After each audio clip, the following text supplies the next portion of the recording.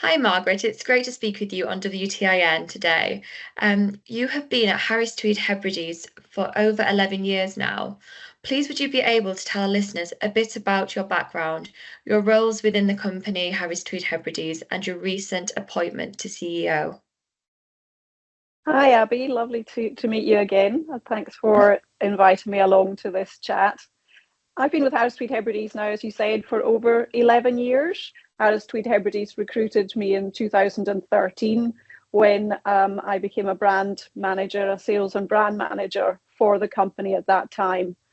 We're a very small company and continue to be a small company. So like many textile mills, you have one job title, one job description, but you're involved in many things across the business.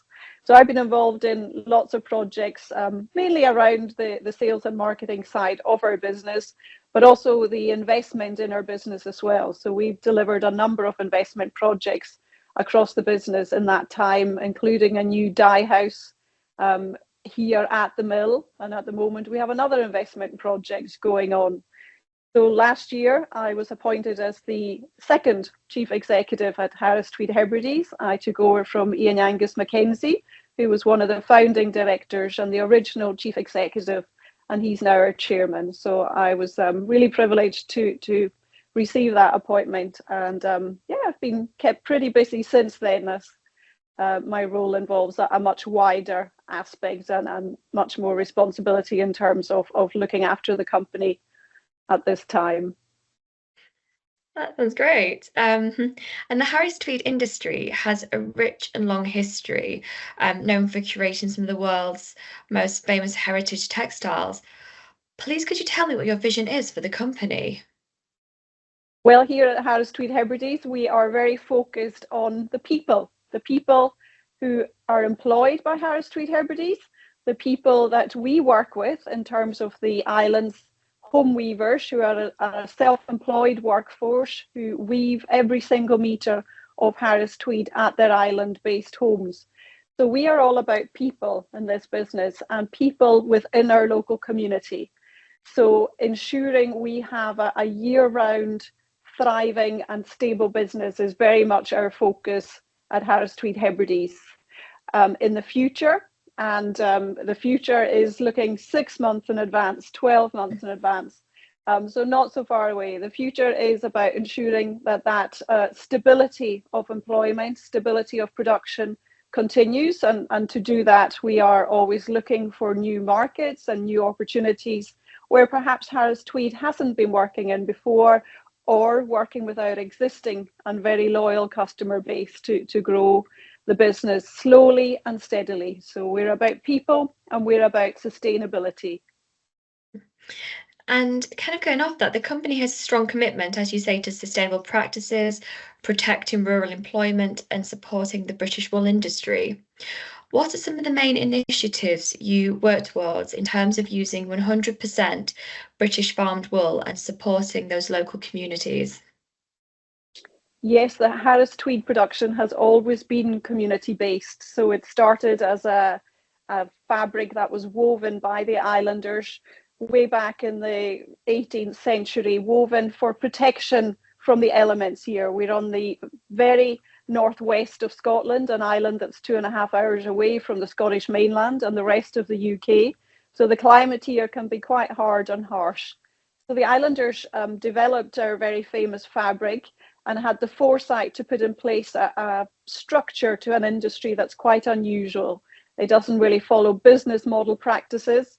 It's a very unusual structure, which is now protected by an act of the UK Parliament. So the Harris Tweed Act, which was enshrined in 1993, states that we must always use 100% pure new wool. We must always produce our yarn here on the island. We must always use a hand woven process, and that we finish our fabric here on the island as well. So everything is very geographic and very local about what we are producing. So by using those founding principles of our industry, we are continuing with that. So we choose as a company only to buy British farmed wool. We believe that adds very much to our provenance and our story here at Harris Tweed Hebrides. And we truly believe that's helping and supporting the farming communities around ourselves here on the island, where we have many crofters who keep sheep and have many hill sheep, but we're also supporting farmers around Scotland, England, Wales and Northern Ireland. That farming community is very much linked to our island community and the Harris Tweed fabric that we're producing every day. Amazing. And please, can you detail Harris Tweed Hebrides' fibre to fabric commitment and why this is important to everything that the company creates? Absolutely. The clue's in our name. So Harris Tweed Hebrides is only ever producing Harris Tweed and only producing our fabric here in the Outer Hebrides. So we remain totally committed to supporting our industry and supporting the heritage behind our fabric. But what we've worked hard at the last couple of years and continue to focus on is modernising our industry.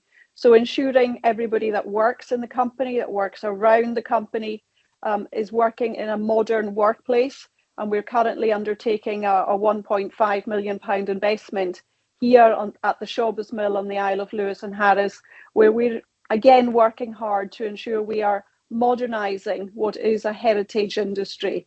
So keeping those founding principles and keeping what makes our fabric so special. The fact it is only ever made from 100% British farmed wool, that it is always small batch production is really important to us, that we have carefully created every yarn shade that we're using for the weaving process, and that we are always hand weaving our fabric in small batches. Those warps, 50-metre length of warps, very small warps, are delivered to each of the weavers' homes, and we're currently working with over 120 registered home weavers. They all register with the Harris Tweed Authority, who are the guardians of that, or the guardians of the brand, and they operate a very structured system in terms of ensuring that we have that transparency, that we can truly show how our fabric is produced, and that applies to every single metre of fabric we manufacture. And leading off that, Harris Tweed Hebrides, you've told me previously, is committed to upskilling and educating its workforce and the future of the woolen industry. How do you do this? And is there anything in the pipeline that you could tell me about today? Well, when we started way back in 2007, we had a very skilled industry workforce here on the islands, but we also had an ageing industry workforce where the average age of home weavers and mill workers was sitting quite far into the 60s, which is great. However, we were focused on ensuring we were bringing in younger generations. And that doesn't always mean a school leaver or somebody super young. Very often roles in our industry, like home weaving, like some of the roles across the mill, are more suited to people with a little bit more life experience. So we have been very successful in recruiting, training and retaining our workforce here on the island. And we have over 70 people employed here and around the mill, and also working with those 120 home weavers. So we are one of the Outer Hebrides' largest private sector employers, which is something we're very proud about, and ensuring that we have good working conditions for everybody in the mill, everybody that we're working with is hugely important to us as well. So ensuring that we are offering training, that we are offering the best work environment, that we are investing in the future of this business remains a priority for us all here at Harris Tweed Hebrides. Amazing. And additionally, as you mentioned, the company is currently progressing a £1.5 million investment programme. How are you using this investment to enhance the mill and the home weaving operations? Yep. Well, our investment is again all about wool. We're always about wool. So the investment will deliver a new wool store in terms of giving us more flexibility around our dye house and our dyed wool. That's the wool we will use before blending, before carding and spinning. So that will offer us more opportunity to hopefully reduce our lead times, attracting more customers, we hope. We are a slow production process, like slow food, we are slow textiles. So each stage takes a certain amount of time. And as we never buy in yarn that's already been spun, we always make our own yarn here on the islands. That does take time, which sometimes can be challenging, particularly in the fashion sector, that work with very strict timelines and seasonality. So our focus around the new extension will be around that storage of dyed wool, and the other part of it will be about a yarn store. So again, helping the business react a little bit faster to some of the demands that are placed on us from a global customer base. You know, our retailers, whether they be in fashion or interiors, are working to very tight timelines to get fabric into factories, to get garments and finished products into stores. So we want to ensure we're able to react to those challenges and those opportunities that creates as quickly as possible. And that leads me nicely on that you mentioned fashion, as Harris Tweed Hebrides has collaborated with some very exciting brands recently, including Manola Blahnik and Vivienne Westwood. Could you tell me what some highlights have been for you? Well, we're very lucky with our customer base. We have some very loyal brands that do use our fabrics in all of their collections. And Westwood and Blahnik have been one of those brands that over the years has always been returning to our mill for the latest colours or fabrics or patterns that we create with their teams. I think this year's highlight has definitely been the Christian Dior collaboration.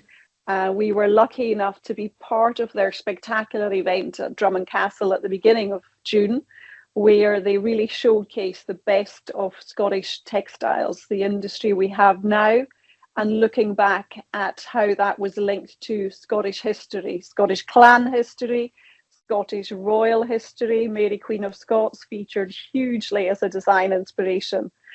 So that work with the Dior team started back in November 23, when Maria Grazia and her team visited our island and spent time really getting to know what Harris Tweed Hebrides and what our local Harris Tweed industry was about.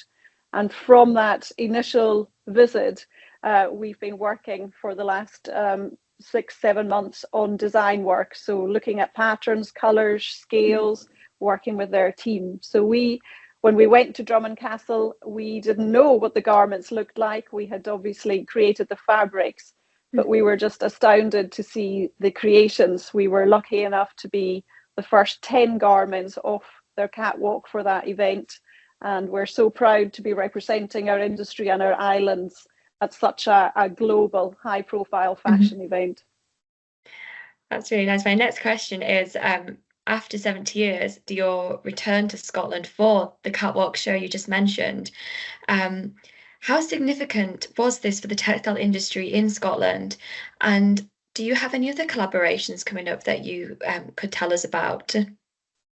Well, we were surrounded by our peers in the industry at that event, Johnsons of Elgin, Mackey's. There were great textile companies working on the whole collection, as well as the Harris Tweed Hebrides elements of that collection.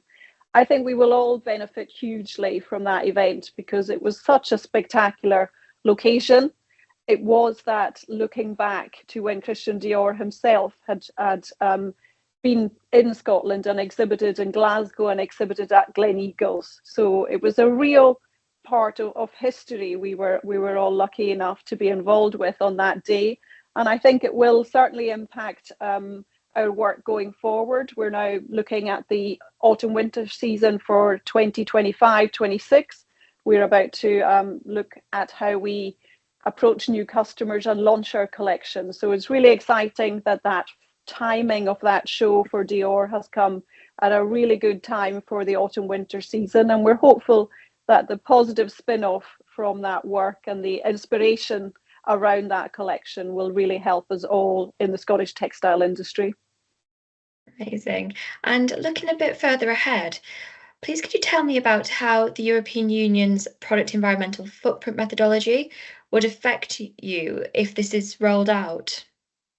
Yeah, I mean, rightly so, the European Union are leading the way on how we can all look at being more conscientious consumers. So they're looking at ways in ensuring that fast fashion and disposable fashion is properly managed.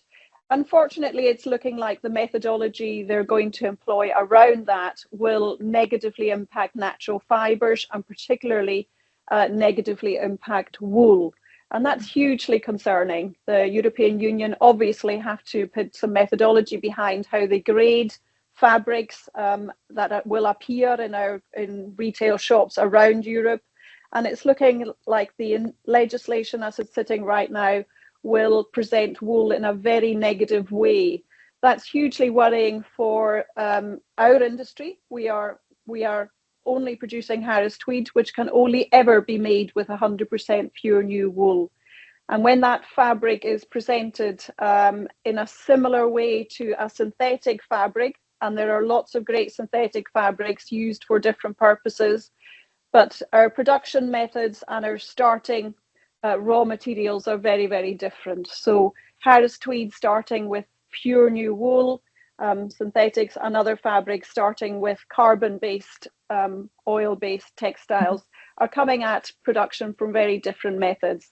So my concern is that the legislation doesn't take into account properly how our fabric is produced, and that could seriously negatively impact our business and many of the UK's textile mills that are heavily dependent on either wool from sheep or from cashmere or other natural fibres that are really working at the highest end of the market, at the luxury end of the market.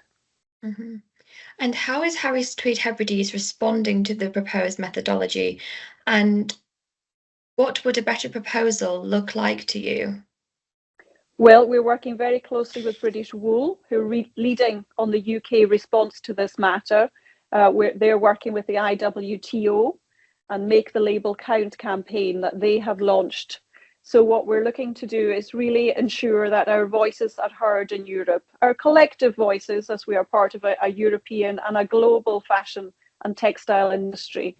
So British Wool are leading on that, but we're already working with our peers like Abraham Moons and the other textile mills in the UK that are also expressing their concern. So I'm hoping that when we attend some of the European shows, some of my peers in the industry and other chief executives and sales directors will be able to chat about this and ensure that we are making representation to our customers who perhaps have a greater voice in Europe than the UK does at this time. But we're hopeful that by working together and working in an informed, collective way, we can really try and make a difference to what's being proposed in Europe at the moment. Okay, and as you kind of mentioned there, on a more positive note, Harris Tweed Hebrides has been and will be exhibiting at some major international trade shows this summer, including IDEA, Belia Milano Unica, and Premier Vision New York. Apologies if I have said either one of them wrong. But what have you been exhibiting there, and what has consumer feedback been like for you? Well, we're launching our autumn-winter collection at that show. So at EDBella, it's always an exciting show. It is now the premier show for European fabrics to be at, and we expect to see a global audience coming to that show. We will be showing our full collection, and we have over 600 different patterns that we present every season, with new patterns appearing in that collection as well. So we have new colors, new yarn shades that have come into our collection this year, which we don't do every year, but we have introduced new yarn shades this year, and also new patterns, new weaves, new patterns, new color combinations that really reflect our autumn-winter presentation. So at that show also, we'll have a chance to meet our agents from across the world. We rely on our agents who are doing the legwork in market. So although we're lucky enough to be in a position to visit many of these markets and attend these trade shows, which are hugely important to the selling process around our fabric, we also rely on those in-market agents who have their direct contacts into retailers and customers. So it's a really great time to meet people, to meet new people, and to meet the people you've known for a long time and continue to be your important business contacts. That's amazing. And thank you for speaking with us today. Very excited to see what's going to come from Harris Tweed Hebrides moving forward. But thank you so much, Margaret, for your time today. You're very welcome, Abby. Thank you very much. It's my pleasure.